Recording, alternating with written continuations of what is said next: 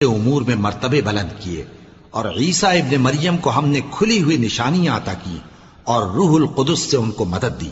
اور اگر اللہ چاہتا تو ان سے پچھلے لوگ اپنے پاس کھلی نشانیاں آنے کے بعد آپس میں نہ لڑتے، لیکن انہوں نے اختلاف کیا تو ان میں سے بعض تو ایمان لے آئے اور بعض کافر ہی رہے۔ اور اگر اللہ چاہتا تو یہ لوگ باہم جنگ و قتال نہ کرتے، لیکن اللہ جو چاہتا ہے کرتا ہے۔ اے ایمان والو،